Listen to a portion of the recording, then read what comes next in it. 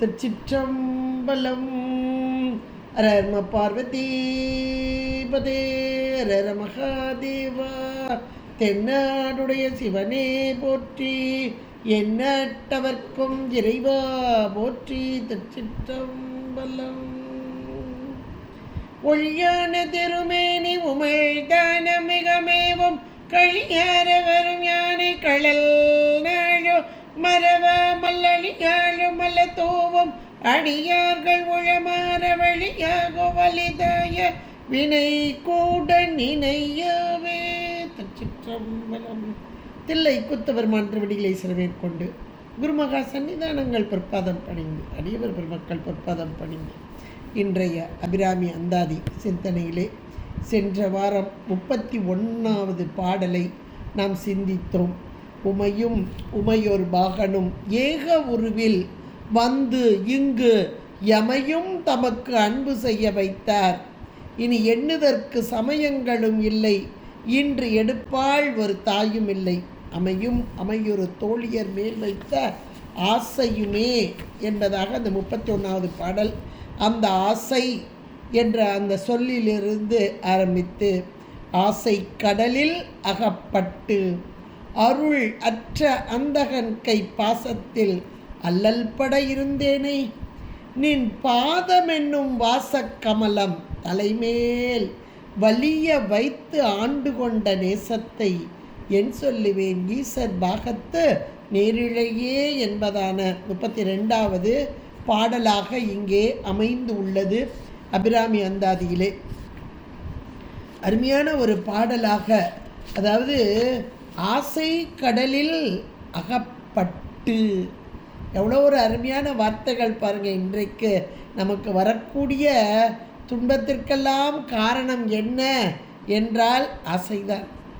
அதை வாங்கணும், இதை வாங்கணும், இதை அனுபவிக்கணும், அதை அனுபவிக்கணும், அது எனக்கே வரணும், எனக்கு மட்டுமே வரணும், என் உறவுகளோடு நான் பகிர்ந்து கொள்ள வேண்டும் அப்படின்னு யான் எனது எனக்கு மட்டுமே. அது ஒரு குறுகிய அந்த ஆசை வர்றது ஒரு பக்கம், அந்த ஆசை வர வர எனக்கு மட்டுமே என்பது இன்னொரு பக்கம். இந்த ரெண்டு சேர்ந்தது தான் நமக்கு பிறவி என்ற ஒன்று. அந்த பிறவிக்கு வித்து அப்படின்னு நமக்கு திருக்குறளில் ரொம்ப அழகாக சொல்வார். அவ்வா என்ப எல்லா உயிர்க்கும் எஞ்ஞான்றும் தவா அப்பிறப்பு ஈனும் வித்து. பிறப்பு ஈனும் வித்து, பிறப்புக்கு காரணமாகிய வித்தே இந்த அபா அப்படிம்பார். ஆசைகள் தான், ஒவ்வொரு ஆசைக்கும் ஒரு பிறப்பும்பாங்க. அப்போ ஒரு நம்ம மனதுக்குள்ளே அதுலேயும் எண்ணங்களில் வரக்கூடிய ஆசை, வாயால் சொல்கிறது கூட இல்லை, எண்ணத்தில் வர்றக்கூடாது. அப்போ ஒவ்வொரு எண்ணத்திற்கு ஒரு பிறப்பும்பாங்க. இது நம்ம புராணங்கள்லேருந்து கூட தெரிஞ்சுக்கிடலாம். எந்த எண்ணங்கள் மனதிற்குள் அப்படி ஆசையாக வருதோ உடனே அதுக்கு ஒரு பிறப்பு சாமியை வச்சிடார். இது இறைவன் துணையாக கூடவே வந்த அந்த நண்பர், இறைவனுடைய நெருங்கிய நண்பர் குபேரன். இறைவனுக்கு நெருங்கிய நண்பர் குபேரன். ரெண்டு பேருமே அப்படியே வானபூதி வழியாக வந்துக்கிட்டு இருக்காங்க. அப்படியே பார்த்துக்கிட்டே வர்றாங்க. பார்த்துக்கிட்டே வரும்போது திருவடை மருதூர் ரொம்ப அழகான ஒரு தலம். அதில் மருத மரங்கள் சூழ்ந்து இருந்து, சோலைகள் சூழ்ந்திருக்க, அப்படியே பொய்கை வாவி அவ்வளோ அழகாக விட்டு இருக்க, இந்த இடத்த பார்த்த உடனே குபேரன், ஆகா எவ்வளவு அழகான சோலைகள் சூழ்ந்த ஒரு இடமாக அமைந்திருக்கிறது அப்படின்னு அந்த இடத்த பார்த்தோன்னே ஒரு ஆசை. இப்படியே பார்த்தார் சாமி. சாமி உடனே இப்படி பார்ப்பார், ஒரு சிரிப்பு சிரிப்பார். சாமிகிட்ட வர்ற சிரிப்பெல்லாம் அவ்வளோ அர்த்தம் உள்ளதுங்க. அப்படி ஒரு சிரிப்பு சிரிப்பார். ரொம்ப நல்லா இருக்கா, சரி போப்பா பிறந்துட்டு வா, அவ்வளோதான் பிறப்பு. அப்போ அப்படின்னு ஒரு வார்த்தை, இவ்வளோ நல்லா இருக்கே அப்படின்னா அதையெல்லாம் அனுபவிச்சுட்டு வா, இவ்வளோ தானே, ஆசைப்பட்டே இல்லை, இவ்வளோ நல்லா இருக்குன்னு சொல்கிறேன், இல்லை ஆசைப்பட்டே இல்லை, அனுபவிச்சுட்டு. அப்போ நமக்கெல்லாம் எத்தனை பிறவி இருக்குன்னு யோசிச்சுக்கோங்க. அந்த ஆசை, அதான் ஆசை அருமின்கள், ஆசை அருமின்கள் ஈசனோடு ஆயினும் நும் ஆசை அருமின்கள். ஆசை படப்பட ஆய்வரும் துன்பமே ஆசை விட விட ஆனந்தம் ஆகும். அப்போ அந்த ஆசை என்பது தான் நமக்கு மீண்டும் மீண்டும் மீண்டும் பிறவி என்ற ஒரு துன்பத்தை கொடுக்கக்கூடியது. இந்த துன்பத்திற்கு காரணமே என்ன அப்படின்னா ஆசை. அந்த ஆசை எப்படி இருக்கான்? கடல் மாதிரி இருக்கும். ஆசை கடலில் அகப்பட்டு, இந்த ஆசையே நமக்கு நிறைய இடங்களில் கடலாக தான், அது பெரிய சமுத்திரமாகவும் சொல்லுவாங்க. இல்லை, தாய்மான சாமிகள் ரொம்ப அழகாக ஒரு பாட்டில் சொல்கிறாரு பாருங்க, ஆசைக்கோர் அளவு இல்லை, அகிலமெல்லாம் கட்டி ஆளினும் கடல். இந்த உலகத்தில் எங்கெங்கே நாட்டில் எந்தெந்த இடம் வாங்கணுமோ அங்கெல்லாம் வாங்கியாச்சு. அங்கே ஒரு பங்களா, அங்கே ஒரு பங்களா, அங்கே ஒரு எஸ்டேட்டு, எங்கெங்கே வாங்கணுமோ வாங்கியாச்சு. ஒவ்வொரு இடத்துக்கு போகும்போது அங்கங்கே நாங்கள் எங்கள் சொந்த வீட்டிலே தங்கிக்கிடுவோம், அவ்வளோ வசதி அப்படின்னு நினைக்கிறவங்க அப்பவும் அவங்களுக்கு ஆசை அடங்குதானா இல்லையா? என்ன சொல்கிறாங்களாம், இந்த கடல் இருக்குல்ல, பெரிய கடல், அதில் ஒரு பிளாட்டை வாங்கி போட்டு கட்டி வச்சுட்டா அதுலேயும் அப்பப்போ கொஞ்ச நாள் இருந்துக்கலாமே. அதை சொல்கிறாரு பாருங்க, ஆசைக்கோர் அளவில்லை அகிலமெல்லாம் கட்டி ஆளினும் கடல் மீதிலே ஆணை செலவே நினைவர். அதில் கடலை யாராவது பிளாட் போட்டு கொடுத்தாங்கன்னா அதையுமே வாங்கிடலாம். ஆணை செலவே நினைவர் அழகேசன் நிகராக, அழகேசன்னா குபேரன், அழகேசன் நிகராக பொன் மிக வைத்த பேரும் நேசித்து. ஏராளமாக அந்த குபேரன்ட்டு எவ்வளோ பொருள் இருக்கோ அவ்வளோ பொருள் இவங்ககிட்ட இருக்கு. பொண்ணும் பொருள் ஏராளமாக நிறைஞ்சிருக்கு, ஆனாலும் பத்தலை.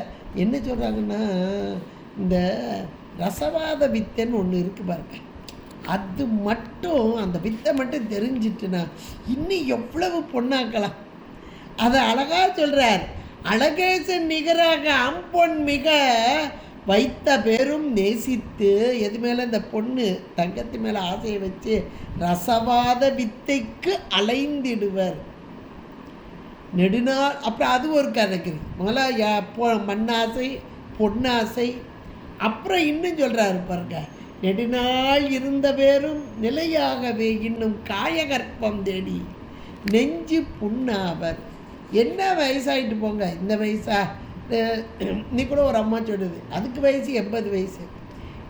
ஏம்மா கால்லாம் முட்டில் வலிக்குது, இந்த டாக்டருக்கு போயிட்டா வயசாகிட்டுங்கிறார். வயசானா என்ன, காலாக வலிக்கணும்?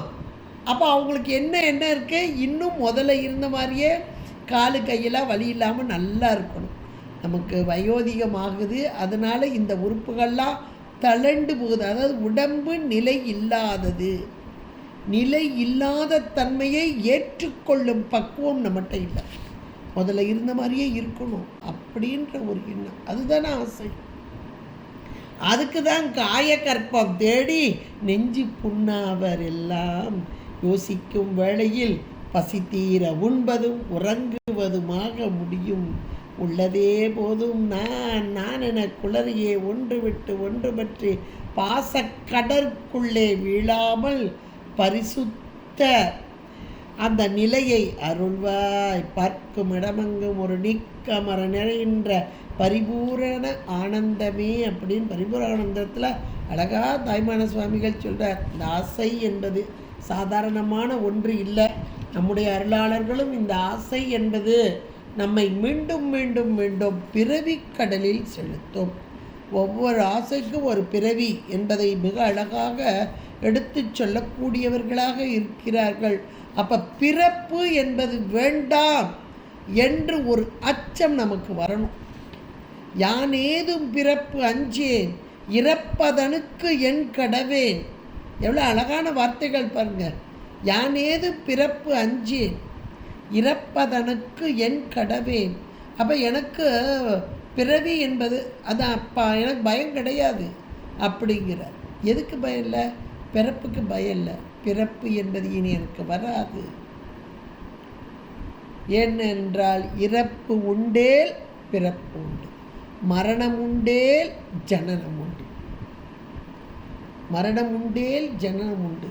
அப்போ அந்த மரணத்திற்கு அஞ்சினால் ஜனனம் என்பது இல்லை. இந்த வார்த்தையை நம்ம முதல்ல புரிஞ்சுக்கணும். மரணத்திற்கு அஞ்ச வேண்டும்.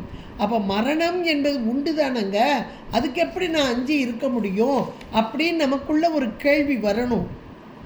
இப்போ இந்த மரணத்துக்கு அச்சம் அப்படின்னு ஒரு கேள்வி வந்த மாத்திரத்தில், அல்லது உள்ளத்திற்குள்ளே ஒரு எண்ணம் வந்த மாத்திரத்தில், எப்பா மரணம் வந்துட்டா இன்னொரு ஜனனம் இருக்கே, அப்போ அந்த மரணத்திலிருந்து நான் தவிர்ப்பது எப்படி அப்படின்னா, கந்தர் அலங்காரத்தில் ரொம்ப அழகாக சொல்வார் அவர்.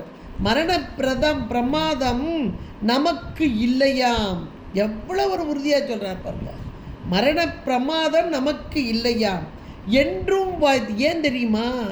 என்றும் வாய்த்த துணை கிரண கலாபியும் வேலும் உண்டே. இந்த ரெண்டும் எனக்கு துணையாக இருக்குது, அதனால எனக்கு மரண பிரமாதம். பிரமாதம் அப்படின்னா ஷபாஸ், பிரமாதம் நல்லா இருக்கு, அப்படி கிடையாது. மரணம் என்ற பிரமாதம் என்ற சொல்லுக்கு வட சொல்லிலே ஒரு பொருள் தவறு. இது ஒரு வடசொல் பிரமாதன்றது, அதனுடைய பொருள் தவறு. மரணம் என்ற தவறு எனக்கு கிடையாதுன்றார். எவ்வளோ ஒரு உறுதியான ஒன்று பாருங்க. அப்போ மரணம் உண்டேல் ஜனனம் உண்டு. அப்போ மரணம் இல்லை என்றால் ஜனனம் இல்லை. அப்போ பிறப்பு என்பது கிடையாது என்ற அப்படி அழுத்தமான ஒன்று. அப்போ பிறவி என்ற ஒரு கடலில் அகப்பட்டு, அதில் ரொம்ப அழகாக சொல்கிறார், அந்த பிறவி இந்த ஆசைன்ற கடலில் அகப்பட்டு, அந்த ஆசைன்ற கடலில் அகப்பட்டதனால் யார் வருவா அப்படின்னா அருள் அற்ற அந்தகன். அருள் அற்ற அந்தகன், கொஞ்சம் கூட கருணன்றதே அவனுக்கு கிடையாதுப்பா. அந்தகன்னா குருடன் தான் பொருள். ஆனால் இங்கே அந்தகன் என்றால் இருள் மயமான. அந்தகாசுரன் ஒரு அசுரன், அந்த அசுரனை அழித்த இறைவன் எம்பெருமான். இன்றைக்கும் அட்டவிரட்டான செயல்களை ஒன்றாக திருக்கோவலூரில் இருக்குது. அந்தகன் அப்படின்னா அஞ்ஞான வடிவான, அஞ்ஞான குருடன் அப்படின்னு அதில் பொருள். இங்கே அந்தகன் என்ற சொல் யமன். ஆசைக்கடலில் அகப்பட்டதால் அகப்பட்டு, இன்றைக்கி நம்ம ஆசைக்கடலில் அகப்பட்டு உட்காந்துருக்கோம். அது வேணும், இது வேணும், இதை அனுபவிக்கணும், இதை அனுபவிக்கணும். அது எல்லா வகையிலும் உலக இன்பம் அத்தனையும் அனுபவிக்க வேண்டும் வேண்டும் என்ற ஒன்று இருந்தால் மீண்டும் பிறவி உண்டு. மீண்டும் பிறப்பு என்பது உண்டு என்றால் இறப்பு உண்டு. இறப்பு உண்டு. இந்த இறப்பை முதல்ல சொல்கிறார் இவர். இந்த இடத்துல இறப்பைத்தான் சொல்கிறார். அப்போ இறப்புக்கு காரணமானவன் யார் அப்படின்னா அந்தகன். அந்த அந்தகன் கை பாசம், பாசம் என்றால் கயிறு, அவன் கட்டி தான் இழுத்துட்டு போவான். ஏன்னா யாருக்கு ஆசை, இதை அனுபவிக்க வேண்டும், இதை அனுபவிக்க வேண்டும் என்ற விருப்பம் இருக்கிறதோ அவர்கள் உடலை விட்டு இந்த உயிர் வெளியேறுதல் என்பது சாமானியம் அல்ல. இன்றைக்கி நிறைய பேருக்கு அந்த உயிர் வாதனை அப்படின்னு சொல்லுவாங்க. கடைசி காலத்தில் எப்பா வதப்பட்டுட்டு கிடக்காங்கப்பா, ரொம்ப நாளாக வதப்பட்டு கிடக்காங்க, ரொம்ப நாளாக படுக்கையில் இருக்காங்க, இப்படியெல்லாம் நம்ம சொல்கிறத கேள்விப்பட்டிருப்போம். எல்லாருக்கும் அது தெரியும். அதற்கு ஒரே காரணம் ஆசை. சிலர் என்ன செய்வாங்கன்னா, இப்போவும் நடைமுறையில் இருக்குது, நீங்கள் பார்த்துருப்பீங்க. சிலருக்கு கீழே அந்த வீட்டு மேலே ரொம்ப ஆசை இருக்கும். வீட்டில் ஒரு ஓரமாக கொஞ்சோண்டு மண் இருந்துன்னா எடுத்து தண்ணியில் கரைச்சி வாயில் ஊற்றுவாங்க. அந்த மண் ஆசை. சிலருக்கு அந்த தங்கம் இல்லை பணம், அதை தண்ணிக்குள்ளே போட்டு அப்படி லேசாக இது பண்ணி அந்த தண்ணியை ஊற்றுவாங்க. மண்ணாசை, பொன்னாசை. அந்த ஆசையினால் அந்த இடத்த விட்டு அந்த ஆன்மா வெளியே போகிறதுக்கு விருப்பம் இல்லாமல் இருக்கும், வெளியேறாது. அதனால இந்த அந்தகன் என்ற இந்த யமன் அவன் கயிறை கட்டி இழுத்து எடுப்பான். அப்போ இழுக்கும் போது என்ன ஒரு வேதனை! இதான் மரண வேதனை. இது இன்னைக்கு கண்ணால் நம்ம எத்தனையோ பேரை பார்த்துக்கிட்டு இருக்கோம். மரண வேதனை. அதுக்கு எளிமையாக ஒரு பெரியவர் சொல்வார், உங்களுக்கு மரணம் என்பது எளிமையாக எந்த வலி இல்லாமல் இந்த உயிர் உடலை விட்டு போகணும்னு நினைக்கிறீங்களா? அதுக்கு ஒரு நல்ல வழி இருக்குது அப்படிம்ப. என்ன வழி தெரியுமா? இந்த உடம்பு, இப்போ நம்ம இந்த உடம்பைத்தானே நாம் நினச்சிட்ருக்கோம். இந்த உடம்பு என்னுடையது அல்ல. சில காலம் சாமி கொடுத்துருக்கிறார், சைவ சித்தாந்தம் சொல்லக்கூடிய மிகப்பெரிய உண்மையே அதுதாங்க. உண்மை விளக்கம் முதல்ல எடுக்கிற புக்கே அதைத்தான் சொல்லும் நமக்கு. இந்த உடல் எனக்குரியது அல்ல, சில காலம் இந்த உயிர் விளக்கத்திற்காக, அறிவு விளக்கத்திற்காக கொடுக்கப்பட்டது அப்படின்னு முதல்ல உடலை நான் அல்ல என்று அப்படி ஒதுக்கியிருங்க. அடுத்து நம்ம இப்போ இருக்கிற வீடு, அடுத்து நம்மகிட்ட இருக்கிற பெட்டி நிறைய நகை, என்னோடையது லாக்கரில் இவ்வளோ வச்சுருக்கேன், இப்போ கொஞ்சம் வெளியெல்லாம் போகிறதுக்கு வேணுமேன்றக்காக கொஞ்சத்தை இங்கே வீட்டில் வச்சுருக்கேன், அதுவும் பத்திரமாக வச்சுருக்கிறேன், எங்கேயும் ஃபங்க்ஷனுக்கு போனால் தான் எடுப்பேன், நல்லா பூட்டி வச்சுருக்கிறேன், என்னுடையது என்னுடையது அப்படின்னு சொல்கிறேன் பாருங்க. இது என்னுடையது அல்ல, சில காலம் அனுபவிப்பதற்காக எனக்கு கொடுக்கப்பட்டது. இதெல்லாம் வர்றது லேசா ரொம்ப கஷ்டம். அதனால் இந்த டிபார்ட்மெண்ட்டுக்குள்ளே நம்ம நுழைய வேண்டாம். ஆனாலும் ஒரு சிலர் இருக்கிறீங்க கொஞ்சம் பக்குவம் உள்ளவங்க, இது பக்குவ நிலை. இந்த பக்குவமெல்லாம் இது என்னுடையது அல்ல, இதை கூட பரவாயில்லைங்க, வீடு என்னதில்லை, நகை என்னதில்லை, இதெல்லாம் சொல்லிட்டு போயிடலாம். இந்த உறவுகள்லாம் கொடுத்துருக்காங்களே, என்னுடைய கணவர், என்னுடைய குழந்தைகள், நான் பார்த்து பார்த்து பார்த்து பார்த்து வளர்த்த பிள்ளைங்க அப்படின்னு சொல்கிற இந்த உறவுகள் நம்மளை விட்டு போகுமா? அல்ல நாம தான் அவங்கள விட்டுட்டு இருக்க முடியுமா? சதா காலமும் ஒட்டிக்கிட்டே இருக்கும்ல. அதுதான் பாசம். வலிக்கி வலிக்கி வலிக்கி விழுந்தாலும் மீண்டும் மீண்டும் அதில் ஒட்டிக்கிட்டு இருக்கும். இதெல்லாம் விட முடியுமா? ஆனால் விட்டு விலகி, எப்படி ஒரு தாமரை இலை தண்ணீரிலே இருக்கும் பொழுது கொஞ்சம் கூட அழுகாது, அழுகுதலே கிடையாது, அப்படியே அது ஒட்டாமல் இருக்கும். நீரிலே அது நீருக்குள்ளே தான் இருக்குது, நீர் அதில் கொஞ்சம் கூட ஒட்டாது, அதனால் அப்படியே இருக்கும். அதுபோல இந்த உலகம், இந்த உடலோடு, இந்த உறவுகளோடு வாழ்ந்த போது இது என்னுடையது அல்ல, இது என்னுடையது அல்ல, எல்லாம் சில காலம் எனக்கு கொடுக்கப்பட்ட உறவுகள், சில காலம் அனுபவிக்க கொடுக்கப்பட்ட. இப்படி நாம் நினச்சா இந்த உயிரும், இந்த உயிருக்குரிய இந்த உடம்பு உயிரும் வேற வேற. கொஞ்ச நாளைக்கு தானே, என்னுடையது அல்ல நினச்சிட்டா டக்குன்னு உயிர் வெளியே வருது. அப்போ மரண அவஸ்தை என்பது கிடையாது. மரண அவஸ்தைப்படாமல் வெளியே வந்துடலாம். அது நீ கூட்டிகிட்டு போனாலும் சரி, நீ கூட்டிகிட்டு போனாலும் சரி.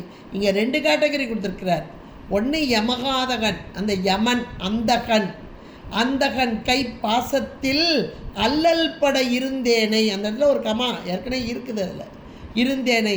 ஏன்னா இந்த ஆசைன்ற கடலில் இருந்ததுனால இந்த யமகாத பையன் அந்தகன் கொஞ்சம் கூட அருளே இல்லாதவன் இந்த நேரத்தில் வருவான். இப்போ வருவான்னு தெரியாது, எந்த நேரம்னாலும் வருவான், எந்த வயசுலையாவது வருவான். ஒரு 80 வயசுக்கு மேலே வர வேண்டியதானே. இப்போவே வந்து என்ன செய்ய, நான் கொஞ்சம் அனுபவிக்க வேண்டாமா, இன்னும் 80 வயசில் வந்தால் என்னை பூட்டி வரப்போது, அதை கொஞ்சம் அனுபவிச்சுட்டு போவேன்னு சொல்லுவோம். அப்பவும் போக மாட்டோம் உண்மைக்கே. ஆனால் அவனுக்கு இந்த காலத்தில் வருகிறோமே, இது இன்னும் இவ்வளோ அனுபவிக்கணுமே தெரியாது. அதான் அருள் அற்ற, கொஞ்சம் கூட கருணை இல்லாதவையா அந்த அருளற்ற அந்தகன்.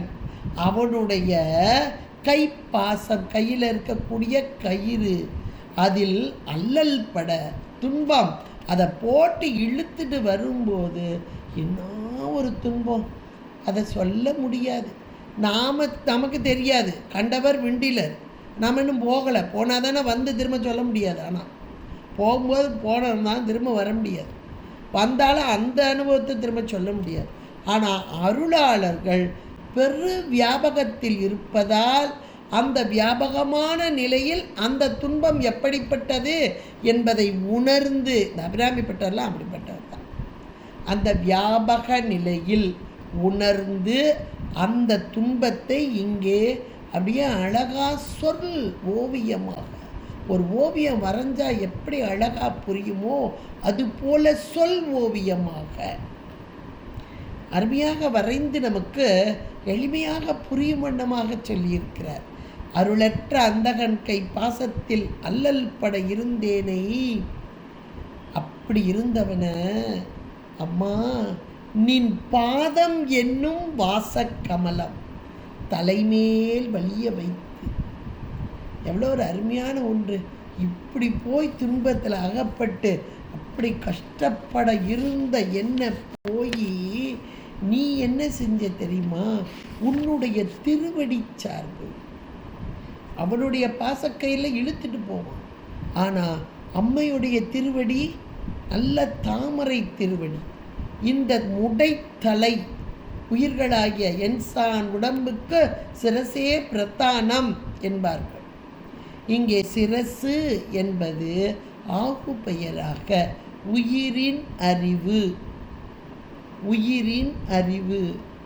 அப்படிப்பட்ட அந்த உயிரின் அறிவிலே அப்பமும் கூட உயிருக்கு வலிச்சிடக்கூடாதுன்னு அவளுடைய பாதம் எப்படி இருக்கதான், கமலம் மலர் தாமரை போன்று மென்மையானதாக அந்த மென்மையான பாதத்தை அவன் கயிறை போட்டு வலிய இழுக்கிறான். ஆனால் அம்மை எப்படி செய்கிறா, இந்த உயிரோடைய அறிவில் அவளுடைய அதுவும் நறுமணம் வீசக்கூடிய தாமரை மலர், அந்த மென்மையான தாமரை மலரை உயிருடைய அறிவின் மீது வைக்கிறாளாம். நின் பாதம் அம்மையின் திருவடி, அதுதான் திரு அருள், அதுதான் சிவஞானம். அந்த ஞானத்தை ஒன்றுக்கும் பற்றாத முடை நாய்த்தலை. இதை நம்ம அருளாளர்கள் ரொம்ப அழகாக சொல்லுவார். நின் பாதமென்னும் வாசக்கமலம் என்ற மாத்திரத்திலே இந்த அருமையான மனம் வீசக்கூடியது ஞான மனம் கமலக்கூடிய அம்மையின் திருவடி. அந்த திருவடியை முடைத்தலை, முடைத்தலை என்றால் உலக இன்பத்தையே அனுபவிக்க வேண்டும் என்று ஆசையில் உள்ள இந்த அறிவு, உயிருடைய அறிவு, அது முடைத்தலை. அப்படிப்பட்ட அடியேனுடைய உயிர் அறிவிலே பதிய வைத்து வாசக்கமலம் தலைமேல் வலிய வைத்து, இதுதான் மேலான ஒரு நிலை.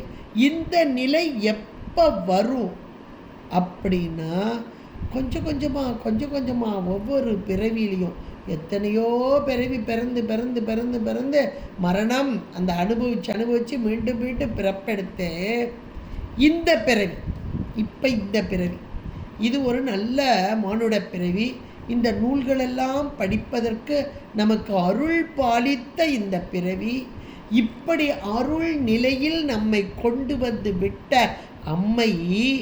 ஏன்னா இந்த நூல்கள்லாம் படிக்கணும்னா நமக்கு அருள் இருக்குது, அருள் அப்படி உள்ளே வந்து நிற்கிது. இல்லைனாலும் இப்போ படிக்க முடியாது, கேட்க முடியாது அபிராமி அந்தாதியை. அப்படிப்பட்ட நல்ல ஒரு பிறவி. இன்னும் சொல்லப்போனால் நம்மளை விடுங்க, இது நமக்கு உள்ளதில்லை, அவர் சொல்கிறார், அபிராமி பட்டர் சொல்கிறார். இப்போ அபிராமி பட்டரை போன்ற பக்குவிகள், நல்ல பக்குவம் பெற்ற ஆன்மாக்கள், பக்குவம் பெற்ற ஆன்மாக்கள் தான் எத்தனையோ பிறவி பிறந்துட்டு இந்த பிறவியில் அம்மையுடைய அருள் வீழ்ச்சி சத்தினி பாதம் பெறப்பெற்றவர்கள். அப்போ சத்தினி பாதம் பெற்றதால் அவர் என்ன நிலையில் இருக்கிறார் அப்படின்னா, திருவருளோடு கூடி நிற்கிறார். திருவருளோடு கூடி நிற்ற நிலை என்பது உடம்பு இருக்குது நமக்கெல்லாம். இப்போ மாயா காரியம், இந்த உடம்பின் மூலமாக உலக அனுபவத்தை அனுபவித்து கொண்டு இருக்கிறோம். ஆனால் அவர்களோ மாயை கண்மம் முழுதுமாக நீங்கியவர்கள். வினைக்கு ஏற்ற உடம்பு தான், பிராரப்தம் நடக்குது. ஆனால் மேல் வினை அவர்களுக்கு ஏறலை, ஆகாமிய ஏறலை. ஏன்னா முழுக்க அவர்களுடைய எண்ணங்கள் செயல்கள் எல்லாம் அம்மையோடு கூடி இருக்குது. அதனால மேல்வினை ஏறாமல் ஆகாமியம் ஏறாத நிலையில் இருக்கிறார். அது ஏற்கனவே உள்ள அந்த வினை சஞ்சித வினைக்கு ஏற்றார் போல பிராரப்தம், அது உடல் ஊழியாய் கழியும். அப்போ அந்த உடல் பிராரப்தத்துக்குரிய உடல் இருக்குது, அதில் அனுபவம் வருது. ஆனால் அந்த அனுபவமெல்லாம் இறை அனுபவமாக அவர்கள் எல்லாம் அம்மை பார்க்கிற பெண்களை எல்லாம் அபிராமி அபிராமி என்று சொல்லக்கூடிய அந்த உயர்ந்த நிலை, எல்லா பொருளிலும் இறைவன் இருப்பதை உணர்ந்த அந்த நிலை, பார்க்கும் இடமெல்லாம் நீக்கமர நிறைந்திருக்கும் பரம்பொருள் என்பதை உணர்ந்த அந்த வியாபக அறிவு பெற்ற இவர்கள், அதான் பக்குவிகள், பக்குவம் பெற்ற ஆன்மாக்கள். அப்போ உடல் அளவிலே இது சீவன் முக்தர்கள் என்று சொல்லப்படக்கூடியவர்கள். இவர்கள் தான் சீவன் முக்தர்கள்.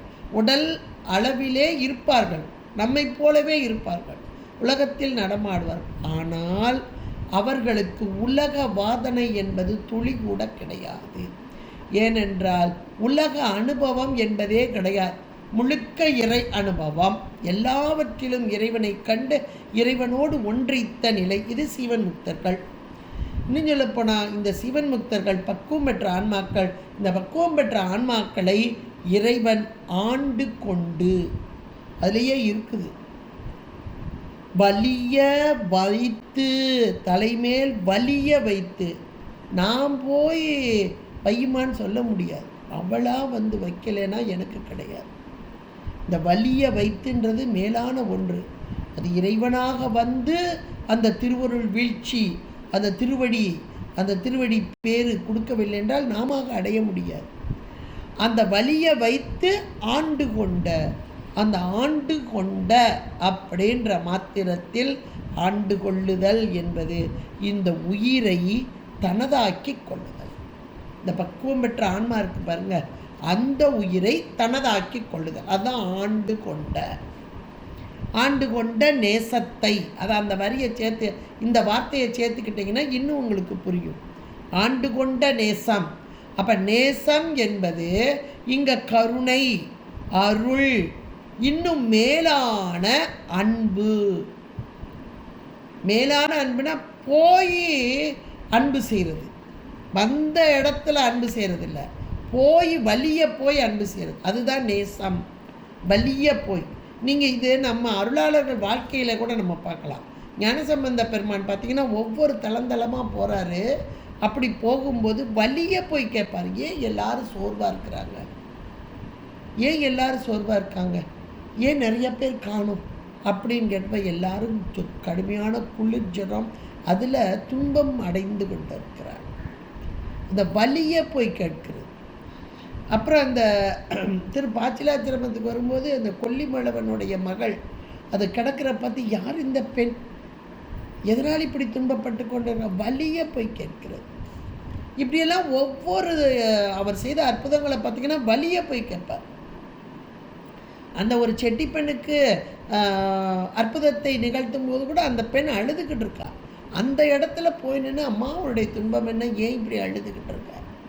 அப்போ அந்த வலிய வந்து கேட்கறது அப்படின்றது ஒரு பெரிய மகான். இவரெல்லாம் பெரிய அருளாளர். இவர் வலிய வந்து கேட்கும்போது அந்த உள்ளம் எப்படிப்பட்ட உள்ளம் பாருங்க. இதுதான் இறைவன். இறைவன் இதை போல நம்மிடம் வலிய வந்து ஆண்டு கொண்ட நேசத்தை வலிய வந்து ஆண்டு கொள்கிறான். அதுதான் கருணை. எல்லை இல்லை நின் கருணை எம்பிரான், ஏது கொண்டு நான் ஏது செய்யணும். அப்போ நான் எப்படிப்பட்ட தவறு செய்தாலும் என்னை ஆட்கொண்ட நீ என்பதான இந்த பொருள். நின் பாதமென்னும் வாச கமலம் தலைமேல் வலிய வைத்து ஆண்டு கொண்ட நேசத்தை என் சொல்வேன் அப்படின்றது ஒரு அருமையான ஒன்றாக இங்கே அமைந்துள்ளது. இப்போ இந்த இடத்துல அந்த சீவன் முக்தர்கள் என்று சொல்லக்கூடிய அந்த சீவன் முக்தர்கள் உடலோடு கூடியவர்களாக இருக்கிறார்கள். உடலோடு கூடி இருந்தாலும் அவர்களுக்கு அனுபவம் என்பது உலக அனுபவம் கிடையாது, இறை அனுபவம்.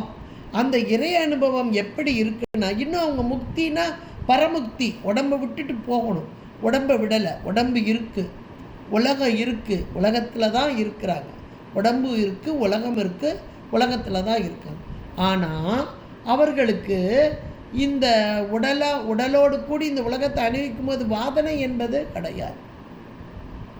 இது எப்படி அப்படின்னா, அப்போ உடம்பு இருக்கே, நம்மளை மாதிரி தானே உடம்பு இருக்குது, அப்போ அவங்களுக்கு வாதனை என்பது இல்லாமல் போகுமா அப்படின்னா, அவர்களுடைய அறிவு முழுக்க இறை அருளோடு கூடி நின்ற அந்த நிலை அப்படின்றது. இது எப்படி அப்படின்னா, சாதாரணமாக நீங்கள் காலையில் நேரத்தில் பார்த்தீங்கன்னா சூரியன், அப்பாடா சூரியன் வந்துட்டு அப்படிமோ, உண்மையிலே சூரியன் வெளியே வந்திருக்காது, அதனுடைய கதிர்கள் வெளியே வந்திருக்கும். சூரிய கதிர்கள் வந்திருக்கும், சூரியன் வெளியே வரலை. இதை அதிகாலை நேரத்தில் நம்ம பார்க்கலாம். இந்த நம்ம இதில் பார்க்கும்போது, அருணன் இந்திரன் திசை அணுகினன் இருள் போய் அகன்றது உதயம் நின் மல திருமுகத்தின். அருணன் இந்திரன் திசை, இந்திரன் திசைனா கிழக்கு. இப்போ சூரியன் வரல, அருணன் தான் வந்துட்டான். அருணன் யாரு? சூரியனுக்கு தேரோட்டியாக இருப்பவன். அப்போ அந்த தேர் வந்துட்டு, தேர்னா இந்த இடத்துல எழுது சூரிய கதிர்கள் வந்துட்டு, சூரியன் வரலை. அது போல இப்போ சீவன் முக்தர்கள் உடம்போடு கூடி இருக்கிறாங்க. இன்னும் முக்தி நிலை என்பது உடம்பை விட்டுட்டு போகிறது, அது இன்னும் அடையலை. இந்த உடம்பு இருக்குது, அதாவது முதல் நிலை. இன்னும் சொல்லப்போனால் அந்த பிராரப்தம்ன்றதை அனுபவிக்கிறதுக்காக இந்த உடம்பு. ஆனால் அந்த அனுபவம்ல அவங்க முழுக்க உள்ளுக்குள்ளே சதாகாலம் இறைவனோடு ஒன்றித்து இருக்கும்போது இந்த அனுபவமே அவங்களுக்கு மேலே ஆகாமையாக ஏறாது. உள்ளுக்குள்ளே இறைவனோடு ஒன்றித்து இருப்பாங்க. ஆனால் அந்த முதல் நிலை, அந்த முக்திக்கு முன்பாக, பரமுக்திக்கு முன்பாக இருக்கக்கூடிய சீவன் முக்தர் என்ற அந்த நிலை. எப்படி இந்த ஒரு கதிர்கள் வெளியே வந்துட்டோ, இன்னும் கொஞ்ச நேரத்தில் சூரியன் வரப்போகுது, இருள் முழுக்க நீங்க போகுது அப்படின்ற மாதிரி. இன்னும் ஒரு மலரப்போகுது. முதல் நிலை என்னது? நல்ல ஒரு போதுன்னா பக்குவம் பெற்ற ஒரு மலர். இப்போ இன்னும் மலரலை, பக்குவம் வந்த மொட்டுன்னு சொல்லுவாங்க இல்லையா, அதுதான் போதும். அதுபோல இவர்கள் பக்குவம் பெற்றவர்கள், இவர்கள் தான் சீவன் முக்தர்கள். அந்த நிலையில் உள்ள அந்த முக்தி நிலை, அது சீவன் முக்தி நிலை. இவர்களுக்கு எந்த ஒரு உலக அனுபவம் கிடையாது. இந்த உலக அனுபவம் இல்லாததால் இவர்கள் உடலோடு கூடி இருந்தாலும் இறை அனுபவத்தையே அனுபவித்து கொண்டிருப்பார். இறை அனுபவம்தான் இவர்களுக்கு இருக்கும். உலகம் காட்சிப்படாது, இறை காட்சிப்படும். இதை நம்ம அருளாளர்களை வச்சு பார்த்தா நமக்கு புரியும். பட்டினத்தார் எடுத்துக்கோங்க, அவருக்கு பத்திரகிரியாருக்கு முக்தி கிடச்சிட்டு, அடியேனுக்கு முக்தி என்றோ அப்படின்னு சாமிகிட்ட கேட்குறார். கையில் ஒரு கரும்பத்தான் கொடுக்குறார் சாமி. இது என்றைக்கு உனக்கு இனிக்கும்? கசப்பான கரும்பு, அது இனிக்குமா அப்படின்னா, உள்ளுக்குள் இருக்கும் உணர்வெல்லாம் இறை உணர்வோடு கூடி ஆனந்த நிலையில் தித்திப்பாக இருந்தால் வாய் வழியாக என்ன பொருள் போனாலும் தித்திப்பே. அவிச்சுவை உணர்வான். அவிச்சுவை என்றால் வாய் வழியாக சாப்பிட்டு அந்த ருசியை அனுபவிக்கிறோம் பாருங்க. அவிச்சுவை உணர்வான், தவச்சுவை அறியான். இது இப்போ உங்களுக்கு புரிஞ்சிருக்கும்னு நினைக்கிறேன். உலக இன்பத்தை நுகர்ந்து அனுபவிப்பவர்களுக்கு தவ இன்பம் என்பது அறிய முடியாது. அவிச்சுவை அறியான், தவச்சுவை அறிவான். அப்போ இந்த சீவன் முக்தர்களுடைய நிலை என்னன்னா, நம்ம வாய் வழியே அப்படின்னு சொல்லும்போது இது சுவை, ஐம்பொறிகள் ஐம்புலன்கள் வாயிலாக நுகர்ச்சி.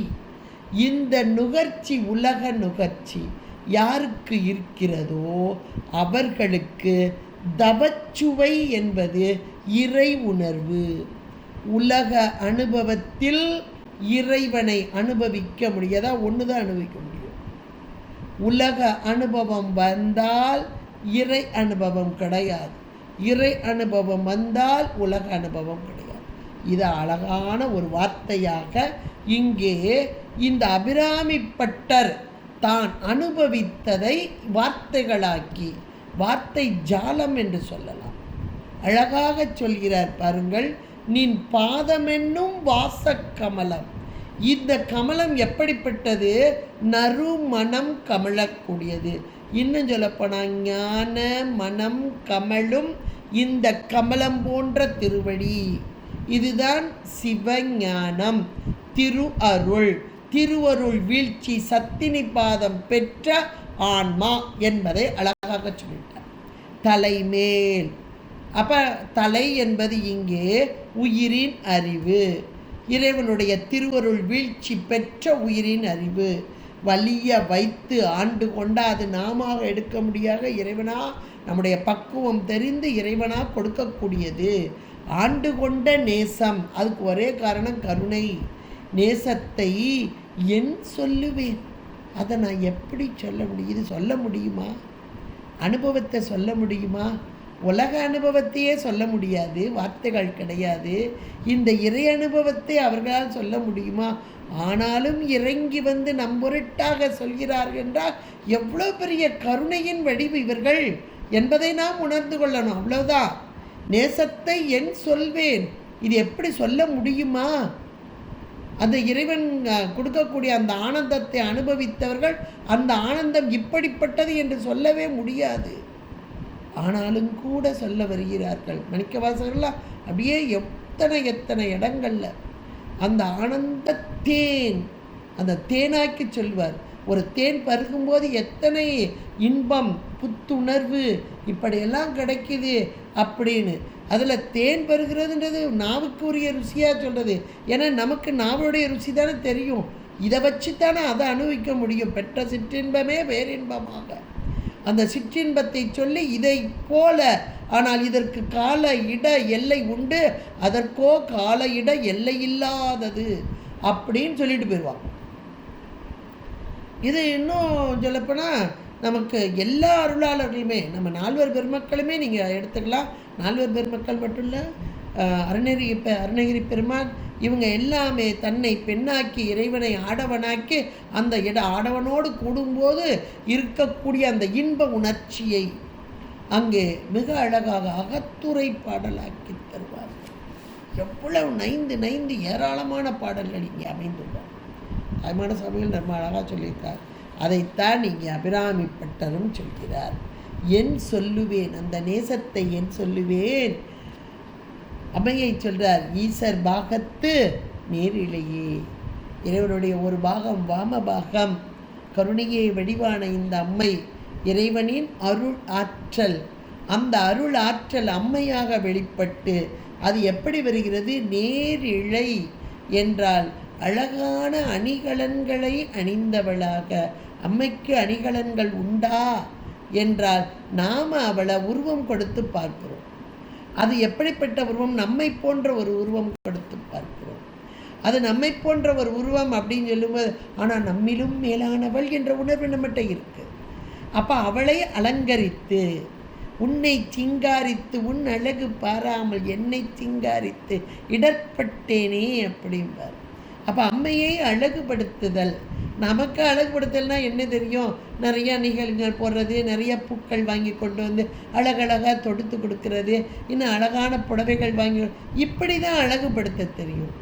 ஆனால் அருளாளர்கள் அழகுபடுத்துகிறார்கள். இந்த அபிராமி பட்டெல்லாம் அத்தனை வார்த்தை ஜாலங்களை கொண்டு வந்து கொட்டி குமிக்கிறார். அந்த ஆதி தொடையாக, தந்த அருள் கொடையாக, சொல் ஓவியமாக புனைந்து அம்மைக்கு அப்படியே போட்டு அழகு பார்க்கிறார். அதனால தான் எத்தனை நூற்றாண்டுகள் ஆனாலும் இந்த மலர்களெல்லாம் அம்மா ஒவ்வொரு நேரம் நம்ம படிக்கும் போதெல்லாம் மலர்ந்து தேனை அப்படியே பிழிச்சு கொண்டு இருக்கிறது. அந்த தேனை தானே இப்போ அருந்தி கொண்டு இருக்கிறோம். நம்ம யோசிச்சு பாருங்க. இந்த பாடல், இதனுடைய வார்த்தைகள், அதனுடைய பொருள் இதெல்லாம் அப்படி தேனாக வந்து நம்முடைய உயிர் அறிவிலே இருந்து நம்ம இன்பத்தில் ஆழ்த்தி கொண்டு இருக்கிறதே. இந்த சொல் ஓவியம், சொல் மலர்களால் அங்கே புனையப்பட்டது. ஆனால் உண்மையிலே அம்மை நேரிழை என்றால், நேரிழை என்றால் நுண்ணியதான, அழகான, அந்த கண்ணை கவரக்கூடியதாக, கருத்தை கவரக்கூடியதான ஆபரணங்களை அணிந்த அம்மை என்பதான் அதனுடைய பொருள். அப்படி ஒரு ஆபரணம் இருக்கா அப்படின்னு நமக்கு ஒரு கேள்வி வரலாம் இல்லையா? அப்போ அந்த ஆபரணம் என்ன? அந்த ஆபரணத்தை அணிந்த அம்மை எப்படி இருப்பா? இப்படியெல்லாம் நமக்கு கேட்டு பார்க்கணும். இப்போ என்ன சொல்கிறார் கடைசியாக? ஈசர் பாகத்து நேரிழையேங்கிறார். ஈசர் பாகம் என்ற போது ஞானமே வடிவான பரம்பொருள் இறைவன். அந்த ஞான பரம்பொருளின் ஆற்றல் இவள்.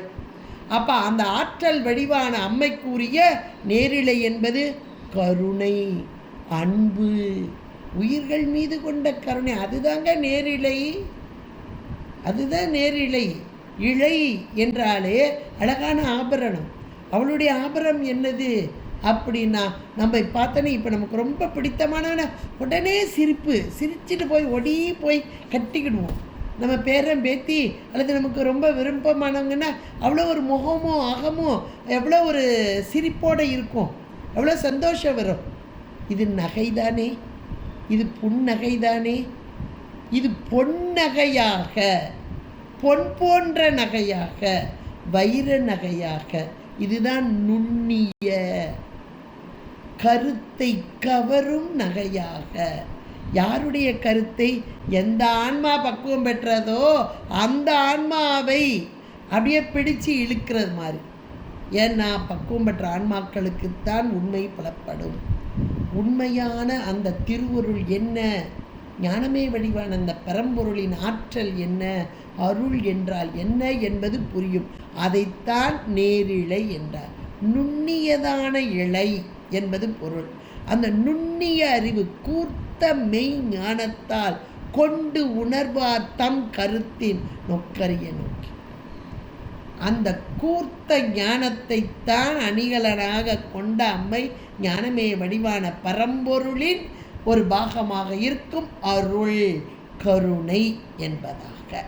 எவ்வளோ அருமையான வார்த்தைகள்! இந்த கருணை தான் என்னை வலிய வந்து வலிய வைத்து ஆண்டு கொண்டது. வலிய வந்து என்னை ஆட்கொண்டது அந்த கருணையினால். அந்த தலைமேல் வலிய வாசக்கமலம் தலைமேல் வலிய வைத்து ஆண்டு கொண்ட கருணை. அதனால் முதல்ல எப்படி இருந்தேன், எத்தனையோ பிறவி பிறந்து வந்தேன். ஆசை என்ற கடலில் அகப்பட்டு மீண்டும் மீண்டும் அந்தகன் கை, அருளற்ற அந்தகன் கை பாசத்தில் அல்லல் பட்டு இருந்தேன். ஆனால் இந்த பிறவியிலே அம்மையின் அருள் பெற்றதால், அப்போ முதல்ல ஒரு கேட்டகரி இதனால வந்த பிறவி. இப்போ உள்ள பிறவியில் அம்மையின் அருள் கிடைத்ததால் அது நின் பாதமென்னும் வாசக்கமலம் தலைமேல் வலிய வைத்து ஆண்டு கொண்ட நேசத்தை. இப்போ இனி ஒரு பிறவி என்பது கிடையாது. இப்போ இதை சொல்லி பாருங்க, மரணப்பிரமாதம் நமக்கு இல்லையாம் என்றும் வாய்த்த துணை கிரணக்கலாவியும் வலுமுண்டே துணை. அது எவ்வளோ அருணகிரி பெருமான் சொன்னார் இல்லையா, அதே தான் இங்கே அழகா அம்மை ஆட்கொண்டதால், அவள் வலிய வந்து ஆட்கொண்டதால், அவளுடைய திருவடி தாமரை தலைமையில் வைத்ததால் இனி ஒரு பிறவி என்பது கிடையாது. மரணம் என்பது கிடையாது. மரணம் இல்லையேல் ஜனனம் இல்லை. ஏன்னா இந்த இடம் எப்படிப்பட்ட இடம்? மார்க்கண்டேய மகரிஷிக்காக காலனை காலால் உதைந்த தலம் இந்த தலம். இந்த தலத்திலே இருக்கும் அம்மை. அந்த உதைந்த கால் என்பது இடது கால் தானே, இடதுபுறம் அம்மைக்கே உரியது. இங்கே அபிராமி அன்னையாக, அழகுக்கு ஒருவரும் ஒவ்வாத வள்ளியாக, அபிராம வள்ளியாக இருந்து அருள் புரியும் அற்புதமான தலம். அதைத்தான் இந்த பாடலில் வைத்து மரண பயம் என்பது என்றைக்கு நமக்கு வராமல் இருக்கும் என்றால், என்றைக்கு அம்மையின் திருவடி அந்த சார்பு, அந்த திருவடி சார்பு தாழ்த்தலை தாடலை இது கிடைக்கிறதோ அன்றைக்கு மரண பயம் நமக்கு கிடையாது என்பதை மிக அழகாக சொல். காலஹந்திரி நமக்கு லலிதா சஹஸ்ரநாமம். அப்போ அந்த காலனை யமனை காலால் உதைத்த அற்புதமான அந்த தலத்திலே இருக்கும் அம்மை அபிராமி அம்மையாக என்று நமக்கு சொல்லப்படக்கூடிய அற்புதமான ஒரு பாடலாக இந்த 32வது பாடல் அமைந்துள்ளது. இதனை இன்றைக்கு சிந்திப்பதற்கு நமக்கு அருள் கூட்டிய திருவருளுக்கும் குருவருளுக்கும் நன்றி கூறி அமைகிறேன். நன்றி, வணக்கம். திருச்சிற்றம்பலம்.